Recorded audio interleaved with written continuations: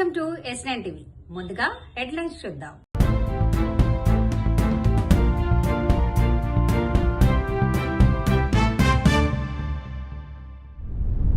రాకేష్ రెడ్డి క్షమాపణ చెప్పాలి.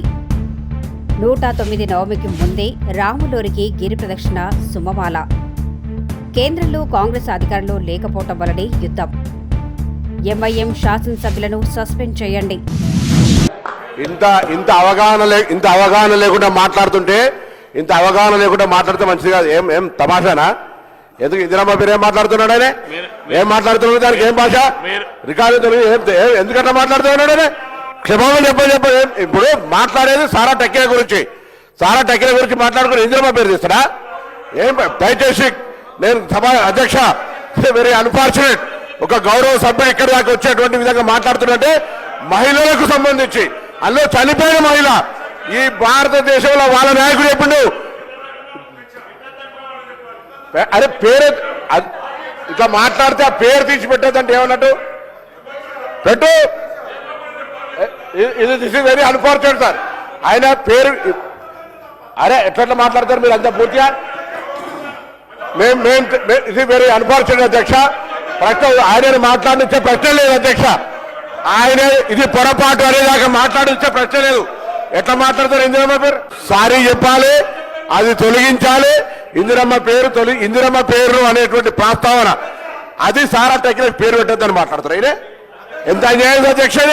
ఏం అవగాహన ఉండి మాట్లాడుతున్నా, అవగాహన లేకుండా మాట్లాడుతున్నా? శ్రీ గారు వారు మాట్లాడుతున్నారు కదా. ఇందిరమ్మ పేరు ఎందుక? నువ్వు ఇందిరమ్మ పేరు ఎట్లా ఇస్తావు? ఎట్లా ఇస్తారు ఇందిరమ్మ పేరు? ఎట్లా ఇస్తారు ఇందిరమ్మ పేరు? Nothing doing sir. ఎట్టి పరిస్థితులలో ఆయన క్షమాపణ చెప్పాల్సిందే. ఇందిరమ్మ పేరు సారాకు సంబంధించి ప్రస్తావించినందుకు మా దేవత ఈ దేశానికి సంబంధించి వాజ్పేయి గారు ఉక్కు మహిళ అని చెప్పినాడు, దుర్గాదేవి అన్నాడు. అటువంటి ఆ పేరును వీళ్ళు కేంద్రంగా ఉచ్చరిస్తారా? ఏమైనా కనీస అవగాహన ఉందా?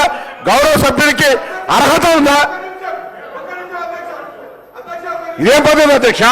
దయచేసి నేను ఇందిరమ్మ పేరు గురించి మాట్లాడితే ఎంత అన్యాయం చెప్పండి. ఎట్టి పరిస్థితుల్లో మాట్లాడించేది లేదు. బరాబర్ ఆయన క్షమాపణ చెప్పాల్సిందే. భారతీయ జనతా పార్టీకి గొప్ప తేడా ఉంది విదేశాంగ విధానంలో. ఈరోజు ఎన్డీఏ ప్రభుత్వం అమెరికా కన్సర్న్లో నిలుస్తూ ఉంది. కూర్చోమంటే కూర్చుంటున్నారు, లేమంటే లేస్తున్నారు. మరి రష్యా నుంచి చమురు తీసుకోనంటే తీసుకుంటున్నారు, వద్దు ఆపమంటే ఆపుతున్నారు. ఈ పరిస్థితుల్లో మన విదేశాంగ విధానం పూర్తిగా విఫలమైంది. మరి నేను ఈ సందర్భంలో ఒక విషయాన్ని చెప్పదలుచుకున్నాను. రాజీవ్ గాంధీ గారు బ్రతుకున్నప్పుడు ఇటువంటి గల్ఫ్ వార్ వచ్చింది 1991 ఫిబ్రవరిలో. మరి ఆయన ఇంట్లో కూర్చోలేదు. ఆయన 1991 ఫిబ్రవరి 24వ తారీఖున ముందు మాస్కోకి వెళ్ళి గార్బచేవ్ గారిని కలిసి అక్కడి నుంచి టెహరాన్కి వెళ్ళారు. ఇప్పుడు బాంబులు పడేటువంటి టెహరాన్ దగ్గరికి వెళ్ళి ప్రపంచంలో ఉన్నటువంటి నాయకులందరితో మాట్లాడి సద్దాం హుస్సేన్ కూడా కన్విన్స్ చేసి మరి యుద్ధాన్ని ఆపడం జరిగింది. ఫిబ్రవరి 28, 1991. నరేంద్ర మోడీకి రాజీవ్ గాంధీ గారికి ఆకాశం మరి భూమికి ఎంత తేడా ఉందో అంత నెత్తులు తేడా ఉంది. నరేంద్ర మోడీ గారు విదేశాంగ విధానంలో మరి ముఖ్యంగా భారతదేశ ప్రయోజనాలు కాపాడడంలో సంపూర్ణంగా పూర్తిగా విఫలమయ్యాడు. ఈరోజు ధరలు ఆకాశం అంత ఎత్తుకు వెళ్ళిపోతున్నాయి. గ్యాస్ లేదు, డీజిల్ లేదు, పెట్రోల్ లేదు. ఊళ్ళల్లో, గ్రామాల్లో, సిటీల్లో ఎక్కడ పడితే అక్కడ బడ్లు ఆగిపోయినాయి. ఏ మహిళ కూడా సంతోషంగా లేదు. భారతీయ జనతా పార్టీ ఒక బృందం గవర్నర్ గారిని కలవడం జరిగింది. మొట్టమొదటి ఒక బడ్జెట్ స్పీచ్ కూడా గవర్నర్ గారిది మొన్న అసెంబ్లీలో జరిగింది. అయితే ఆ అసెంబ్లీలో గవర్నర్ గారి యొక్క ప్రసంగం నడుస్తున్నప్పుడు మన భారత హోంశాఖ మంత్రి విభాగము తప్పకుండా వందే మాత్రము పూర్తిగా పాడాలి. ప్రభుత్వం సంబంధించినటువంటి ఒక కార్యక్రమాల్లో, అసెంబ్లీలలో, పార్లమెంట్లో ఈ యొక్క వందే మాత్రాన్ని 150 సంవత్సరాలు పూర్తి చేసింది కాబట్టి అది రాసి అది ఆలాపించి, ఏ వందే మాత్రం అయితే దేశంలో స్వతంత్ర యుద్ధానికి లక్షలాది కోట్లాది మంది యువకుల్ని ప్రోత్సాహన చేసిందో ఆ వందే మాత్రం గేయాన్ని తప్పకుండా మనము ఆలపించాలి కార్యక్రమాలలో అని చెప్పేసి కూడా హోంశాఖ మంత్రిత్వం ఇచ్చినటువంటి ఒక సర్క్యులర్ని తెలంగాణ అసెంబ్లీలో ఆ వందే మాత్రం చేస్తున్న సమయంలో ఎంఐఎం ఎమ్మెల్యేస్ అందరూ కూడా, ఆ ఎమ్మెల్యేలందరూ కూడా దాన్ని బేఖతరు చేస్తూ, అవమానిస్తూ సభ నుంచి ఆలాపించే సమయంలో వెళ్ళిపోయారు. వందే మాత్రం పూర్తయిన తర్వాత రావడం జరిగింది. ఇది ఎంఐఎం పార్టీ మన భారతదేశం ఒక జాతీయ గేయాల మీద, జాతీయ ఒక సింబల్స్ మీద, మన జాతీయ భావం మీద ఈరోజు వారు అవమానపరిచినట్టు భారతీయ జనతా పార్టీ భావిస్తూ ఉంది. వారికి సంబంధించినటువంటి ఒక ఎంపీ, ఆ పార్టీకి సంబంధించిన ఎంపీ పార్లమెంట్లో శపథ గ్రహణం చేసే సమయంలో, శపథం తీసుకున్నటువంటి సమయంలో జై పలిస్టాన్ అంటాడు ఆయన. భారత్ మాతాకి జై అనడం నోట్లోంచి రాదు, కనీసం జై హింద్ అనడం కూడా రాదు, వందే మాత్రం కూడా అంటారు రాదు, కానీ జై పాలెస్టైన్ మాత్రం అంటారు. కాబట్టి ఇటువంటి ఒక ఆలోచనతో ఎంఐఎం పార్టీ ఈరోజు తెలంగాణలో మన దేశం ఒక గేయాన్ని, జాతీయ గేయాన్ని, వందే మాత్రాన్ని ఈరోజు అవమానపరిచినట్టు మేము భావిస్తూ ఉన్నాం. నిజాము వ్యతిరేకంగా పోరాడినటువంటి ఒక ఆ రోజు ఆర్ఎస్ సమాజ్లో ఉన్నట్టు అనేక మంది వందే మాత్రం ఒక నినాదంతో చేశారు. అందుకే రామచంద్రరావు గారు ఉండే వందే మాత్రం రామచంద్రరావు గారు చెప్తారు వారిని.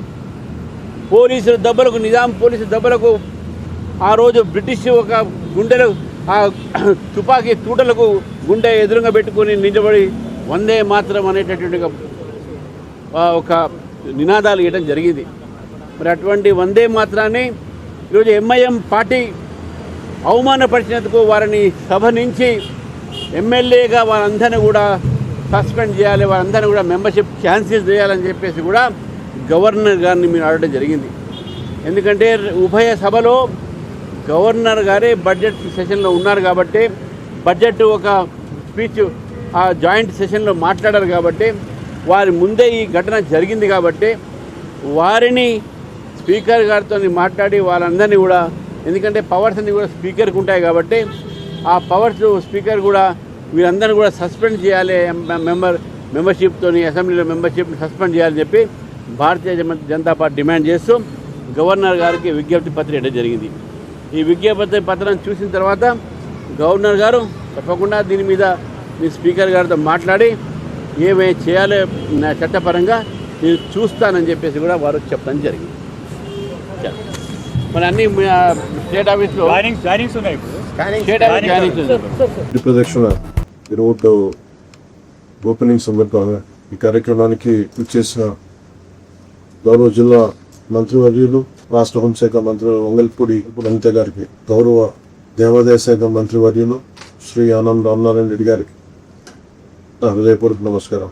మంత్రివర్యులు కొండపల్లి శ్రీనివాస్ గారికి, పార్లమెంట్ సభ్యులు కలిసెట్టి అప్పలనాయుడు గారికి, గౌరవ శాసనసభ్యులు రజుమర్ల శ్రీమతి లోకం మాధవి గారికి, బీజేపీ విజయనగరం జిల్లా అధ్యక్షులు పాక్కలపాటి రాజేష్ వర్మ గారికి, ఎమ్మెల్యే విజయనగరం శ్రీమతి కోసుపాటి విజయలక్ష్మి గజపతి రాజు గారికి నా హృదయపూర్వక నమస్కారం. గత ప్రభుత్వం రామతీర్థం అనగానే రాముడి తల సిరిచ్ఛేదం జరిగింది మనకు గుర్తుండిపోయింది. ఈరోజు కొన్ని దశాబ్దాలు అడుగుతూ ఉన్నారు. ఈ రోడ్డు ఒక 3.70 కిలోమీటర్ల రోడ్డు రాళ్ళు రప్పలతోటి ముళ్ళ తొప్పలతో నిండిపోయిన రోడ్డు చాలా కష్టంగా ఉండేది. ఆ గిరి ప్రదక్షిణకి వచ్చే భక్తులు కష్టమైనా సరే ఆ మార్గంలో నడిచేవాళ్ళు. ఈ విషయాన్ని స్థానిక శాసనసభ్యురాలు శ్రీమతి లోకమాదేవి గారితో పాటు కొంతమంది భక్తులు దృష్టికి తీసుకొస్తే అది మన గౌరవ సీఎం చంద్రబాబు నాయుడు గారు కూటమి ప్రభుత్వం అధికారం చేపట్టిన తర్వాత ఆలయాల పవిత్రని సంరక్షించే చర్యల్లో భాగంగా రామనారాయణ రెడ్డి గారి ఆధ్వర్యంలో చాలా గుళ్ళకి మనం తిరిగి పునర్జీవం ఇవ్వటం జరిగింది. దాంట్లో భాగంగానే ఈరోజు మన రామతీర్థం గుడికి 3.70 కిలోమీటర్ల రోడ్డు 3,40,00,000 ప్రత్యేకించి జాతీయ గ్రామీణ ఉపాధి హామీ పథకం కింద గిరి ప్రదక్షిణ మార్గంలో బీటీ రోడ్డు నిర్మించాం. అధికారుల సహకారం శ్రీరామనవమికి 2 రోజుల ముందే ఈ రోడ్డుని అందుబాటులోకి తీసుకురావడం అధికారులకు మనస్ఫూర్తిగా నా ధన్యవాదాలు తెలియజేస్తాను.